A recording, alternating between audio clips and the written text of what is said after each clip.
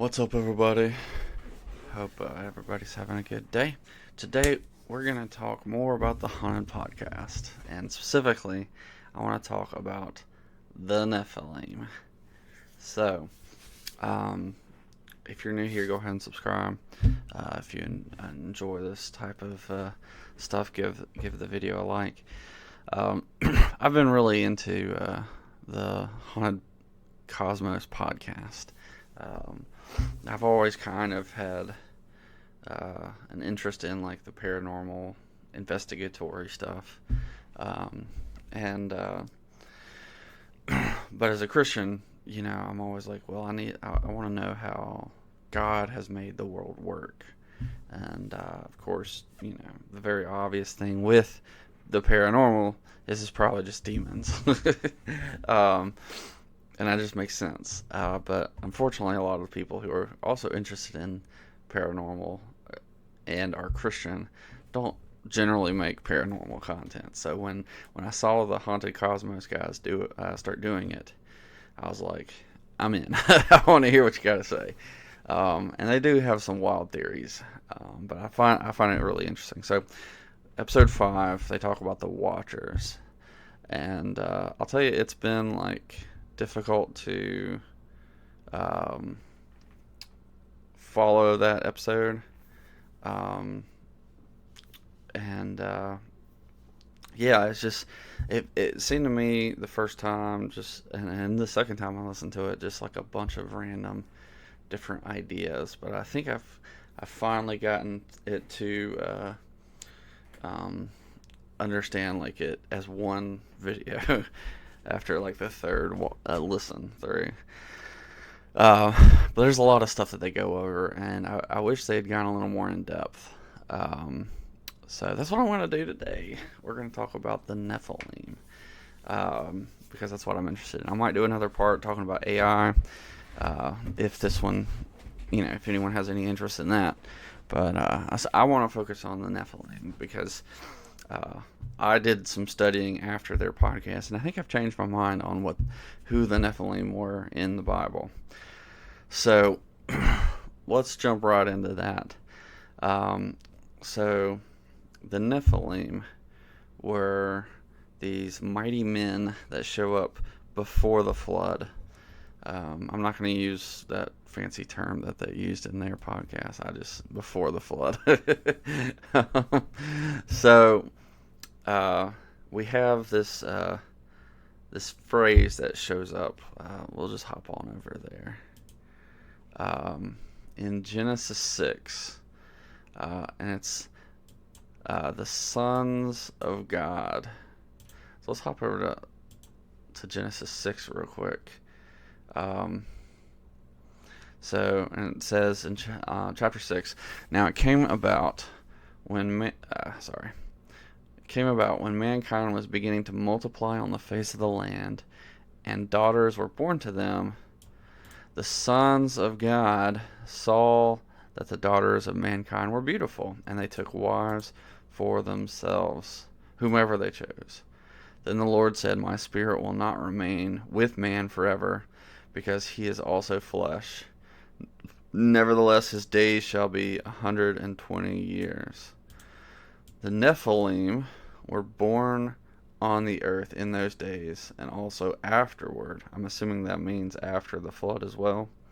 So in those days meaning before the flood, also afterwards meaning after the flood, when the sons of God came into the daughters of mankind, and they bore children to them. Those were the mighty men of old, men of renown. Okay, there's a footnote there. What is E? Oh, interesting. So here we have a note, literally fallen ones. So that's what Nephilim means. LXX, that means the Septuagint, giants. So the Greek translates Nephilim as giants. Just for some interest there. And we do have giants in the Bible. So we have the the men of Gath, where Goliath shows up. So giants aren't out of the picture. So this leads to a lot of questions, like who are these sons of God? And so here's how I used to think about this. And this is what I got from seminary. And I don't hate this interpretation. I think it's a valid interpretation. I don't think it's the most accurate, if that makes sense. So what they say is in chapter 4, which we're going to go through in a minute, you have the descendants of Cain. And then in chapter 5, you have the descendants of Seth. So if you remember, Adam and Eve have 2 sons, Cain and Abel. Cain kills Abel because he was jealous that God gave all his attention to Abel. And so Cain is banished, and he's given a mark on his forehead, I think it is. And so decrying him as a murderer. And so the argument they want to make is that the sons of God are the descendants of Seth, and the daughters of men, or mankind here in this translation, are the daughters of Cain, the lineage of Cain.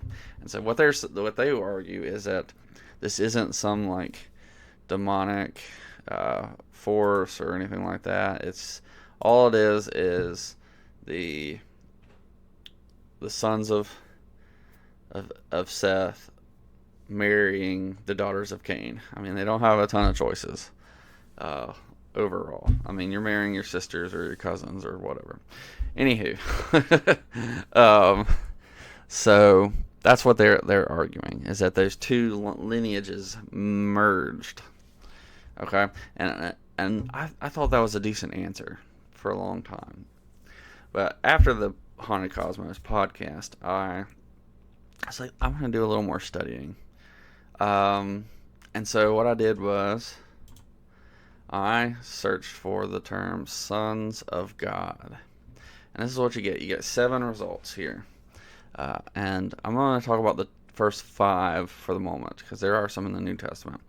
Alright, so the first 2 you have in Genesis. Genesis 6, verse 2 and 4. Alright, so we just read those. Alright, the other is in Job. So we have Job 1, Job 2, and Job 38. So this is really interesting. So if you remember the story of Job,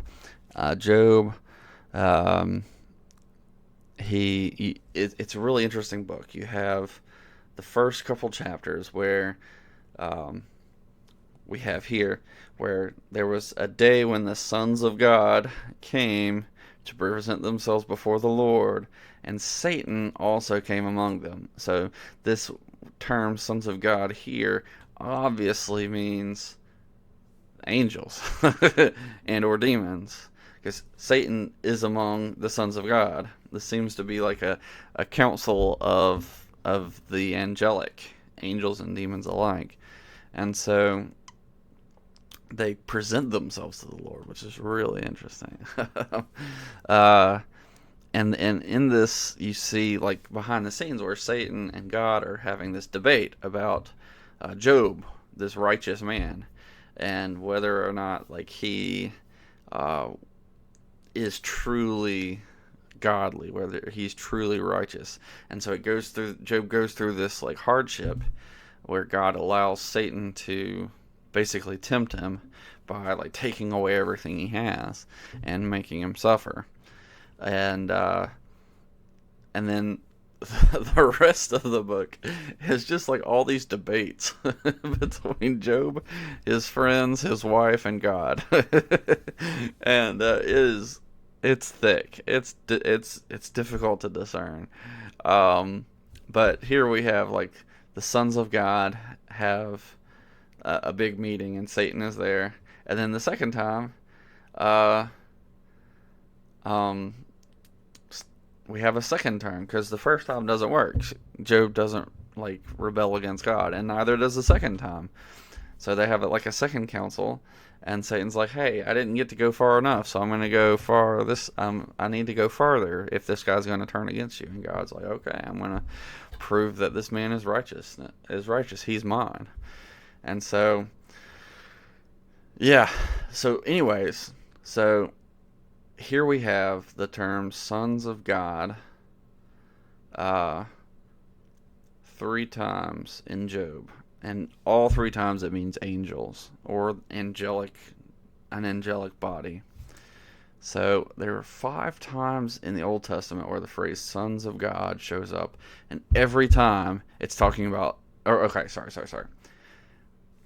3 out of the 5 times, my bad, that was a mistake. 3 out of the 5 times in the Old Testament, we see this phrase, sons of God. And it's obviously talking about angels. But in Genesis chapter 6, we have it twice, and we're not going to interpret that as angels.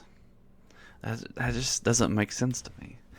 If we're going to interpret the sons of God here in Genesis, why don't as the lineage of Seth, why don't we also translate it here as the lineage of Seth? Well, because Satan shows up.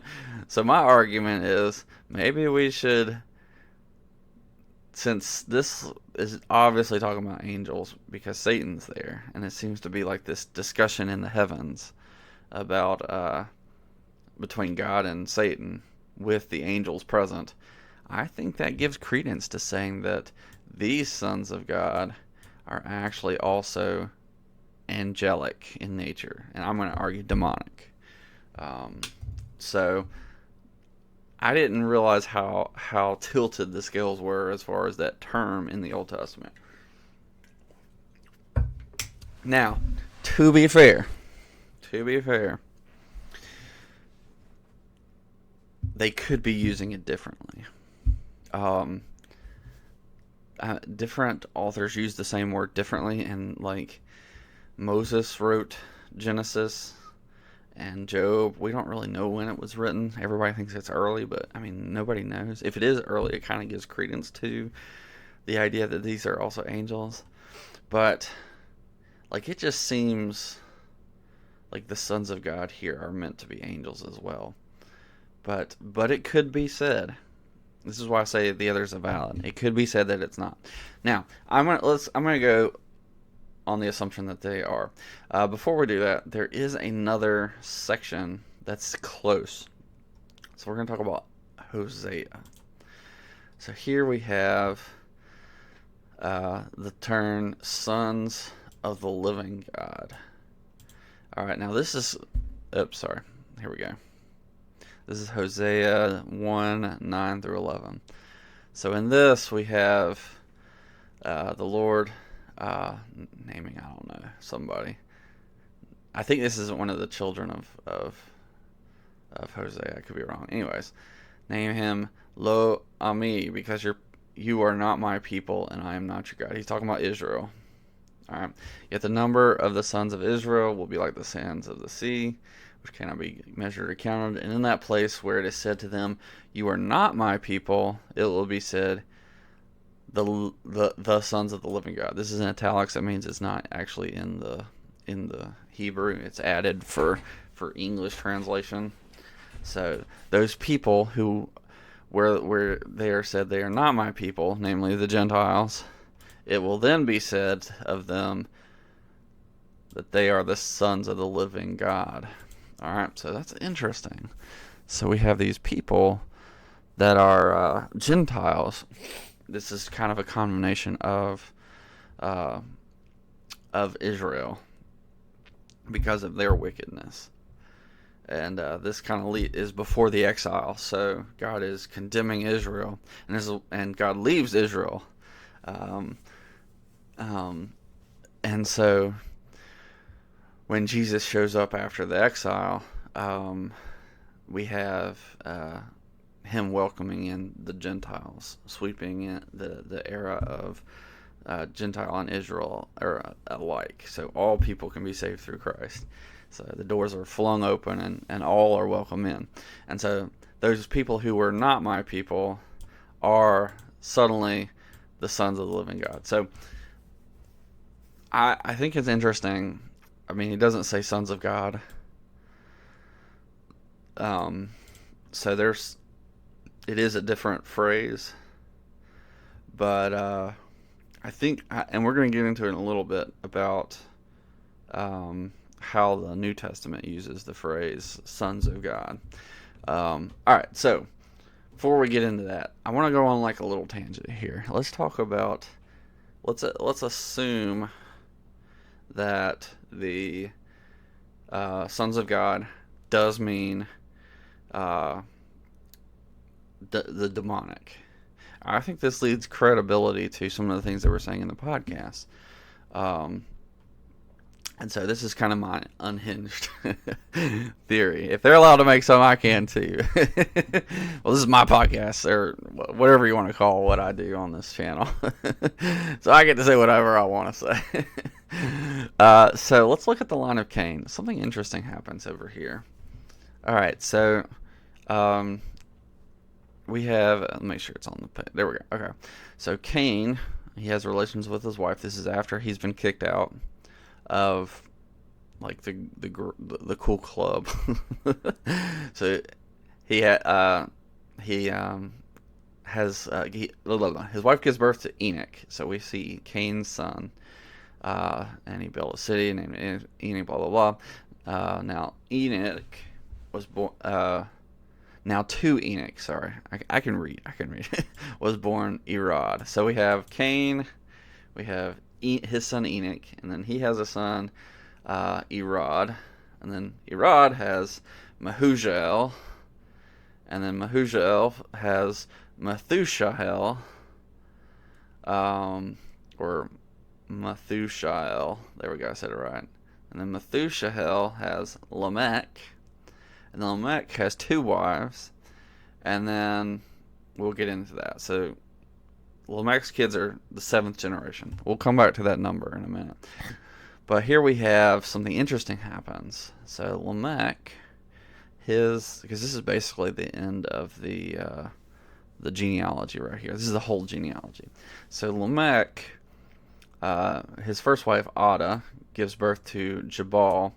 And interesting, we have Jabal was the father of those who live in tents, and the English adds have livestock. So interesting. So it seems that Jabal, this 7th generation from Cain, is the first to live in tents and have livestock. Okay. Now his brother, also the son of Lamech through Adah, was Jubal, and he fathered all those who play the lyre and flute. So interesting, like we don't see this in Seth's line, but Cain's kids seem to be like innovators technologically. And then the one that really gets me is Zillah, his other wife, gives birth to Tubal-Cain, and he is the forger of all implements of bronze and iron. And then we have his sister Tubal was Naamah, or Naamah, however you want to say that. All right, and so we have these 3 guys, the sons of Lamech, Jabal, Jubal, and Tubal-Cain. So one was the father of those who live in tents and have livestock. One is those who the father of the flute and lyre, and the other is the father of bronze and iron. So interesting. Now, where am I getting at? So here we have, against what scientists are going to say, we have the ancient peoples using bronze and iron before the flood. Now I want to look, we can probably estimate around this time. So this is 7 generations. Okay. So let's hop over here. So we have a much more detailed genealogy for Adam. And so I'm going to pull up my calculator. Okay. Let me move that. All right, perfect. Okay. So we have Adam, and he lives 130 years. Okay, so we have 130, and that's when he, whoops. So he has a son, Seth. Okay. So 130 years between his creation in the garden and when he has Seth. All right, so 130. Now Seth, that's our second generation. He lives 105 years before he has Enosh. Enosh is number 3. All right, then Enosh lives 90 years and has Kenan. All right, and then Kenan lives 70 years and has Mahalalel. Try saying that 5 times fast. All right, so that's 5. We have 5 generations there. All right, and then 6, Mahalalel lives 65 years and has Jared. Okay, that's our 6th generation, Jared. So Adam, Seth, Enosh, Kenan, Mahalalel, Jared is 6, and then Enoch is born after 162 years. And I must have missed one. I think it was... Okay, let me do that again real quick. Sorry. I've already done this, so I was just interested. We have 130 with Adam. Oh, good grief. Clear all, you fool. Okay. 130, 105, 90, 75, 65. I missed the 75. That's what it was. 65, and then 162. And then maybe I did Enoch. I don't know. Let's just throw that in. All right, so we have like less than 700 years. That's my point. I can't count today. So Adam, Seth, Enosh, Kenan, Mahalalel, Jared, and then Enoch is born. All right, so that's 7 generations. So we have less than 700 years before-ish. Okay, so this is average, given the other line. So in less than 700 years, we have bronze and iron. Bronze and iron in less than 600 years of humanity. Now that goes against all the modern day scientists, what they're going to say. They're like, oh, well, it was millions of years before we got to the Iron Age. Well, try less than 700. All right, now, here's where I want to tie some of this into what they were talking about on Haunted Cosmos, and I appreciate you being patient. And we're going to talk at the end about the New Testament and kind of how it applies to us. All right, so we have these... One of the things they talked about was how these demons gave people special knowledge. Now, we have like the special strength and like they're mighty men. And I also want to talk about like what actually happened, assuming it's demons. But before we get there, sorry. When I mean what actually happened, I mean like what is the essence of these Nephilim? Like what are they, as far as like their metaphysical makeup, like their substance? What is their substance? Sorry, I'm struggling for words there. All right, before we get there, I want to talk about the megalithic phenomenon. Okay, so in the Haunted Cosmos, they talk about how these ancient people seem to get like special knowledge from these demons, which is like a very common thing. You have a lot of people who are like called like kings, like god kings and stuff. And I think really one interesting thing, one of the myths that everybody knows is Hercules. And what is Hercules? He's supposedly a man that was born of a god and a human. Well, that's interesting. So now we do have the Nephilim show up in the post-flood. I think it's either once or twice in the Old Testament. I don't remember where. I mean, I could look it up real quick, but we'll come back to that if we have time. But that's really interesting. So um, I wonder. This is just kind of conspiracy theory. I wonder if like people like Hercules, these myths that are in other pagan nations, aren't similar to their flood narratives, because we also get flood narratives, and they're all like tying back to things that happen in the Bible. Like, what if Hercules was a Nephilim, and more like an exaggerated, passed down story of the Nephilim, and stuff like that.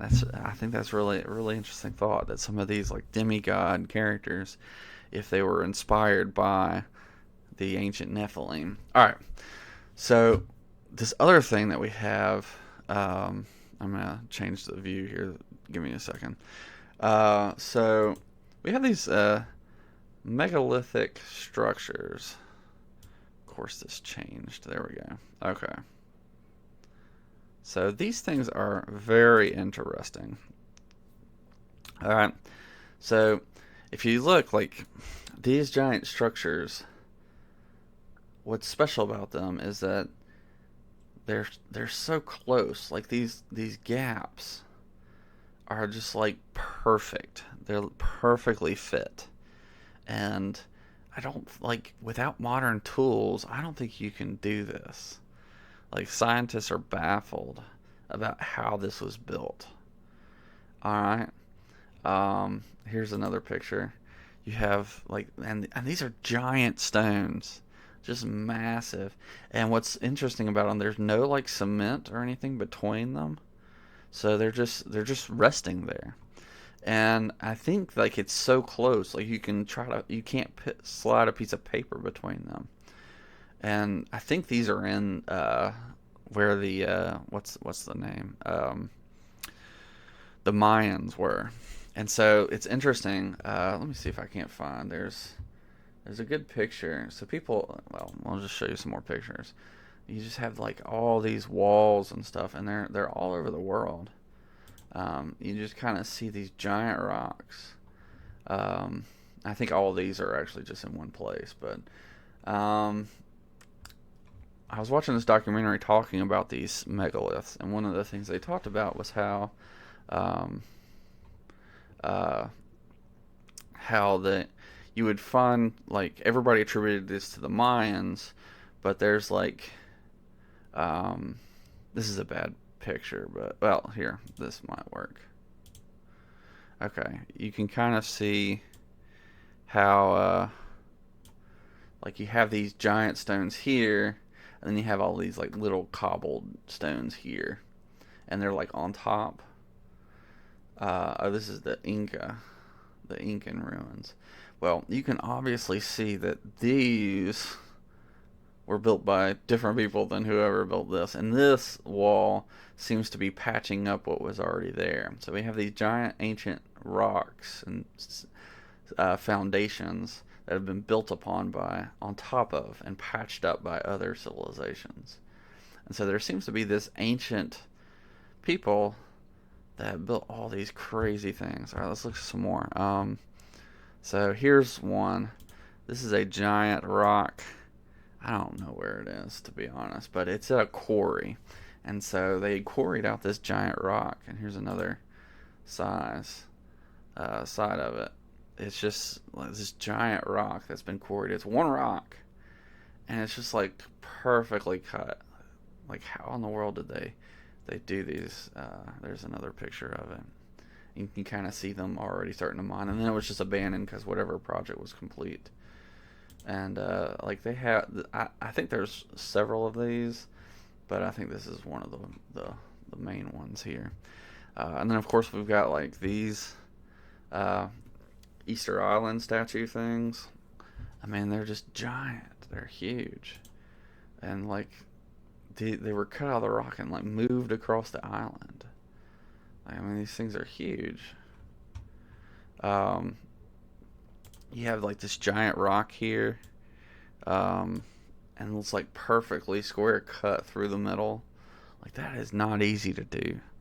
That is not easy to do. Here's a little wall, and you can see like it's curved, like the rock's been shaved down smooth and curved. And it's just fantastic. And of course, you have the classic Stonehenge, like with just these giant rocks that have been moved there from like forever away. And of course, you could talk the pyramid. I think there's reason to believe the pyramids might be older than we think they are, but I could be wrong about that. I'm not. That's not a hill I'm willing to die on. I mean, honestly, I don't know. But yeah, you just have these giant rock or buildings and stuff that were built. There's one more I wanted to show. I was trying to find it. I saw it earlier. It's this giant temple. Here it is. All right, look at this thing. This thing is carved out of the rock. And like you can just see how detailed this thing is. It's just crazy. Nope. Don't want to open that. All right, it's just crazy how detailed this whole thing is. And here's an overview. Like they just carved out this mountain. Obviously, this is a bit blurry, but they just carved out this mountain, and all of this is one stone. Like, all right, so what's my point? Well, that's a great question. I think. And here's, I'm going to put my tinfoil hat on for a minute. I think that I think it's very possible and plausible that the demons who are having relationships with these women in whatever way, which we'll talk about in a minute, may have been giving secret knowledge that advanced civilization. And so we have these guys who are getting this knowledge and power from demons to create this. Now, whether some of that was pre-flood or after flood, I don't know, because I mean, demons weren't destroyed in the flood. All right, so let's talk about the Nephilim for a second before we move on. So, what are they? So, I think that people often say too much about what the essence of demons and angels are. And what I mean by that is we don't really know that much about them. There's a little bit that's in the Bible, but we really don't know what they do. We know that they're fighting a war. We know that like they're very powerful. That that demons tempt us and angels protect us. We know that angels are doing God's bidding and demons are doing Satan's bidding. To some extent, we don't even know like some of the relations between them. We know that they are spiritual beings that can take the form of a physical form, and that's we don't really know that much else. We don't know like what kind of people they are. We don't know like that much about them. So here's a passage I want to talk about, and this is kind of a personal theory. A lot of Christians are going to disagree with me on that, which is fine.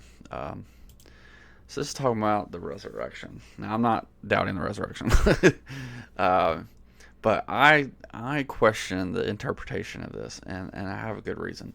All right, so these Sadducees who do not believe in the resurrection are questioning Jesus, and they're asking him, hey, they're trying to trick him. They're trying to get him to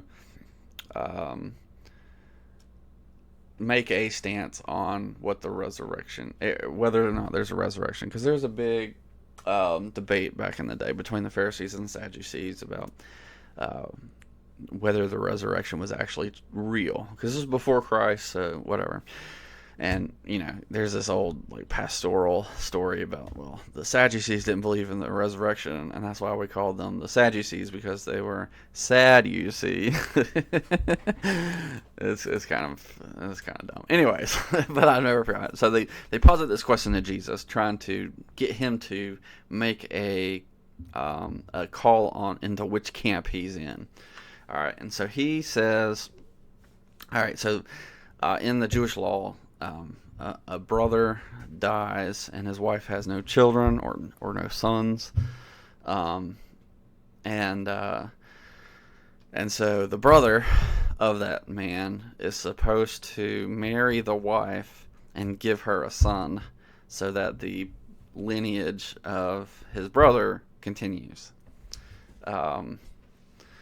And so they ask him this question about these 7 sons, these 7 brothers who marry this wife, and all of them die childless, and then the woman dies. And so they ask him, which one is the wife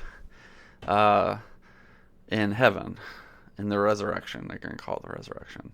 And so, remember, the Sadducees don't even believe in the resurrection. So they're positing this question, really just trying to trick Jesus into making a decision between the two. Jesus isn't having it. So he says here, verse 34, this is what? Luke chapter 20. So he says, the sons of this age marry and are given in marriage. Remember, this is added for English context, but I don't think it actually helps in this passage. The sons of this age marry and are given in marriage. But those who are considered worthy to attain to that age and the resurrection from the dead neither marry nor are given in marriage. For they cannot even die anymore, for they are like angels and are sons of God, being sons of the resurrection. All right, so interesting. So Jesus is saying, well, hey, there is a resurrection, even though you don't believe it. But he makes this statement about how there's the people in the resurrection from the dead. They neither marry nor are given in marriage. Now, I think this is interesting because here's the thing: he says they are like the angels and are sons of God. But here's the thing: we don't know what that means. What does it mean that we're like the angels? So, most of Christendom has said, well, angels don't marry. They don't have kids. I'm like, okay. How do you know? Like, this is the only verse we know of that seems that angels don't have kids. And so I'm like, what? How are you making that statement?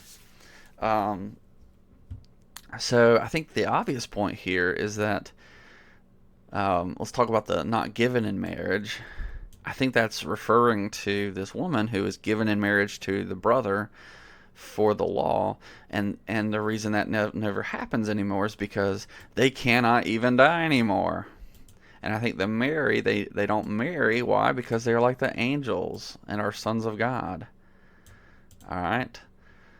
But what does that mean? Does that mean you no longer have there's no kids in the resurrection? Now, I think that kind of makes sense. So on one hand, you have the argument that says, well, we're not going to have kids because we're not going to have any people who are not redeemed, saved from sin in the new heavens, which is very possible. So I'm not like, this isn't a die hard issue for me. I just think it's a good chapter to talk about the nature of angels and demons and how we know very little. So I think that there will be kids in heaven, because I'm going to say, like, hey, we're going to kind of go back to a recreation. We're going to have work in heaven, or when heaven comes down onto earth and like God fully dwells and manifests himself on the earth, and the new earth becomes heaven. We dwell in the new Jerusalem. We're going to have physical bodies. It's a resurrection. We're not souls. We are soul and body and spirit. And so we still have reproductive organs, and we still have relationships from our past. So I think that we're gonna have kids. In the in Genesis 1, he tells man and woman, go forth and multiply. That was before the fall. We have this before the fall. And so I think these commands to multiply, to keep the earth, and to work, or to tend the animals and whatever, to rule over the animals and to tend the earth, I think these are going to be continued in the new heavens and new earth. This is my thoughts. So I think there will continue to be multiplication in the new earth, and so I also wonder, do angels and demons have children? And this gets into like the nature of angels and demons. We don't know. Like, and here's a question I have. Like, name for me another creature in all of existence that doesn't multiply. Something that is living that doesn't multiply. And I don't think you can name one. I think that every single creature that we have observed, it multiplies in some way. Of course, some of them multiply poorly because of the fall. But everything, like all the animals, all the fishes, all the birds, even like bacteria, all the plants, they multiply. Like everything that's we would consider living, it multiplies. So why not the angels? What if God created the angels so that they pair off and multiply, just like every other thing He's created that's living and breathing? Of course, you could say the argument, well, angels aren't breathing. They don't have a physical body, but that doesn't mean anything. Like, I think there's a good implication there that God creates things that multiply for His own glory, and so I could be wrong.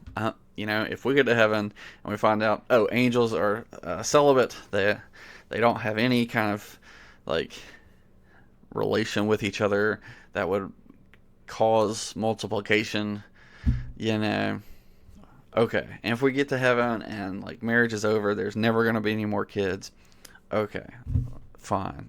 I'll be happy because I'm with my Creator. But I think it's interesting to think about, which leads us back to Genesis 6. What's going on here?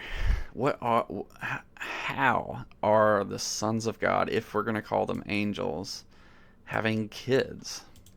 So if angels have the ability to replicate, and therefore demons, it could be that, because we know that angels and demons can take on physical form, it could be that they took on physical form and were able to have kids with the daughters of men, and maybe the other way too, where a female demon like took a physical form and had relations with a man, and I don't know. It's so weird. I don't think that's the most likely situation. I think there's a couple things we could say. Like maybe this is true. So there's one possibility if we're gonna do it that way. Second possibility, this could be referred to demon-possessed people. So it could be that the demons possessed men and or women to have relations and have children of the demon possessed, which I don't know what that would look like.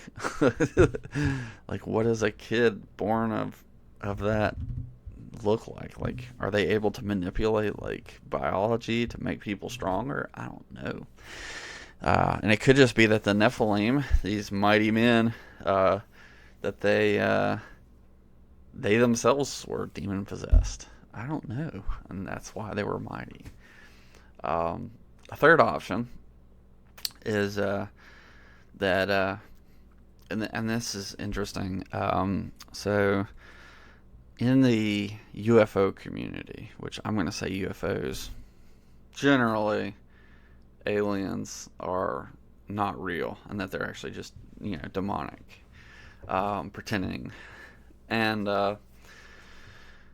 but one of the things that's common in the UFO abduction scene is it's not I can't say it actually happens, but it is something that's reported.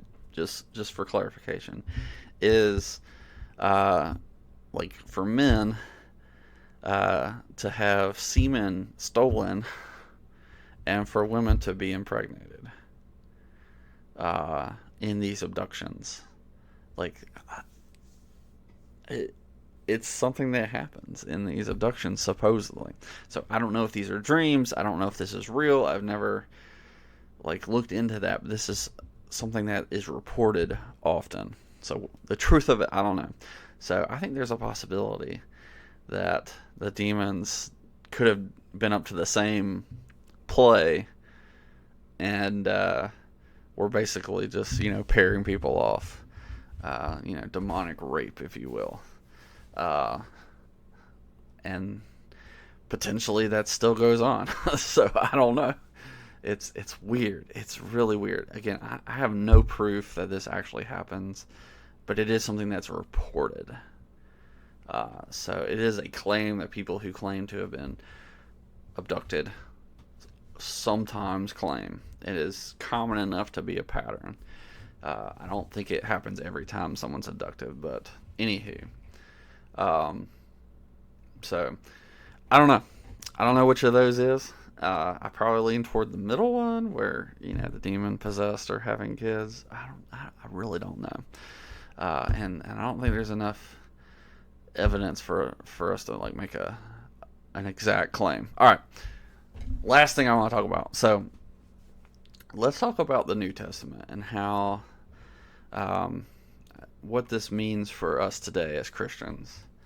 All right, so the first we have here, Matthew. So the first time we see this phrase, sons of God, is in Matthew. And he says, and Jesus is talking, this is the Sermon on the Mount. Blessed are the pure in heart, for they will see God. Blessed are the peacemakers, for they will be called sons of God. Interesting. So now Jesus is talking about these people, these peacemakers, Christians, who will be called sons of God. Of course, here the persecuted, blessed are those who have been persecuted for righteousness' sake, for theirs is the kingdom of heaven. So we have this idea of these people who will be called sons of God, which is interesting because up till now, other than that Hosea passage, which is talking about the people who are not God's people, the Gentiles being welcomed into the people of God. Other than that, all the times we have sons of God seems to be talking about angels. So interesting. And then we have these persecuted who inherit the kingdom of heaven. So I think we have these two ideas here. These two ideas that I want to follow. And that is... okay, right. This is what I want to talk about. We have the sons of God, I think, means two different things in the New Testament, and that is, on the one hand, I think it could mean on the same level as the angels, but on the other, this whatever relationship is between the angels and God, and then the other, I think. It's dealing with inheritance. Ours is the kingdom. We are inheritors through Christ. We do have, I think it's Hebrews that says that we will become a little higher than the angels. So I don't think either one of those is outside of the realm of possible. Well, obviously the inheritance is absolutely true. We sons of God.